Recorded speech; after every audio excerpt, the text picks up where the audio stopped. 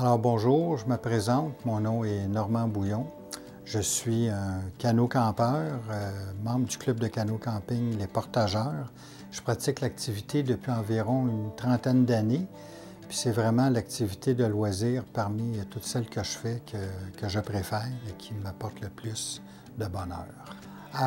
J'ai commencé à faire du canot un peu par hasard via le club de canot-camping de Ville-Saint-Laurent, qui était organisé par la ville de Saint-Laurent, endroit où je demeurais.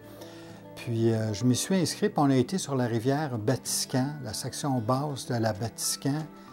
Et j'ai eu, on pourrait dire, une révélation, un coup de foudre. J'ai beaucoup aimé être en canot sur l'eau, naviguer sur l'eau.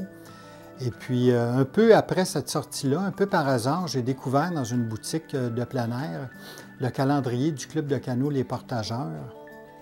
Et puis, je voyais bien à travers le calendrier que je pouvais faire du canot à toutes les fins de semaine, autant une sortie de 2 jours, d'un week-end, comme de partir en expédition. Alors, j'ai immédiatement joint le club des Portageurs et puis ce fut un coup de foudre encore plus grand qu'avec le club de canot-camping de Ville-Saint-Laurent. J'ai participé à une expédition. J'ai été sur la rivière Chamouchouane au lac Saint-Jean. C'est une rivière d'une durée de... Ça a été une sortie d'une durée de 7 jours.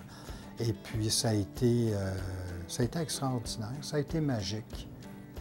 Bien, la pratique du canot, je peux dire d'une certaine façon que ça a changé ma vie, dans le sens que ça m'a permis de découvrir le Québec, de découvrir le bouclier canadien, et puis de rencontrer des gens extraordinaires, puis des rencontres qui sont transformées en amitié durable et profonde.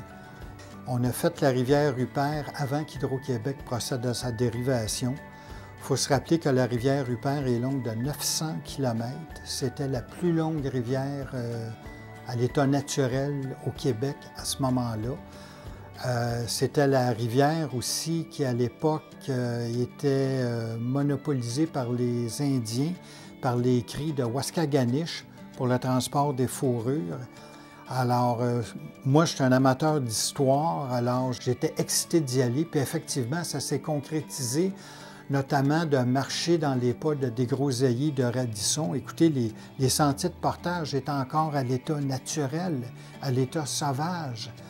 Et puis, quand on est arrivé au vieux village de Némisco, qu'on peut rejoindre seulement que par canot, il n'y a pas de route qui va là, eh bien, les Indiens étaient là, les Autochtones étaient là pour leur réserve d'été à la pêche à l'esturgeon et aux autres poissons qu'ils fumaient.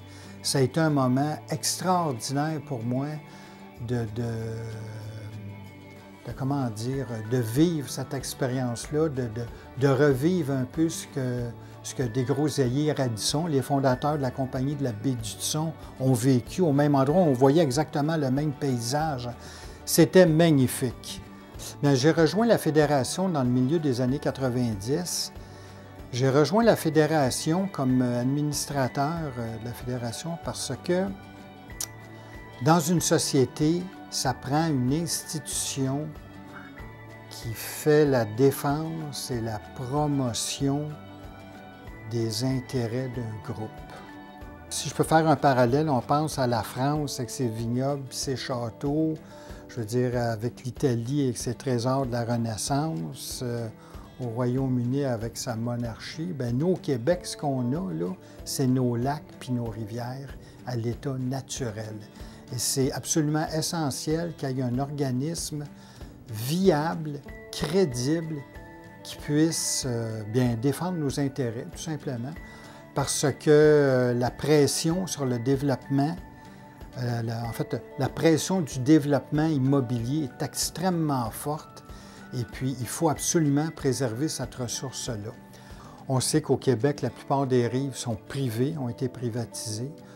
On sait également qu'avant la loi sur le zonage agricole et la loi sur l'aménagement et l'urbanisme, il était très facile pour un promoteur de subdiviser les lots et de faire le jeu de la spéculation. Alors, c'est pour ça que je me suis impliqué. Notamment, je me suis impliqué auprès du GEPAR, qui est le groupe de protection aux accès de la Rivière-Rouge.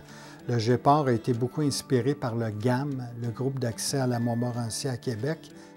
Bien, moi, j'aimerais que la Fédération mette en priorité, si cela est possible, bien sûr, l'accès public, d'exercer une vigie pour avoir un accès public aux rivières. J'aimerais que la Fédération fasse des démarches auprès du gouvernement pour que la Fédération soit partie prenante dans le processus de révision des schémas d'aménagement et de développement des MRC, afin que les parcours canotables, les sites de camping et les points d'accès soient clairement identifiés, catégorisés et cartographiés dans ces 10 schémas-là. J'aimerais aussi que la Fédération fasse des démarches auprès d'Hydro-Québec pour que la Fédération ait un droit de premier refus lorsqu'il y a une location ou une cession de terrain qui borde un parcours canotable. On sait tous que la Fédération, parfois, c'est un peu de tirer le diable par la queue. Les priorités sont nombreuses.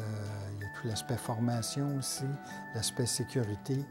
Mais celui-là, je trouve que l'accès public au parcours canotable, c'est également un très bon exercice de visibilité pour la Fédération.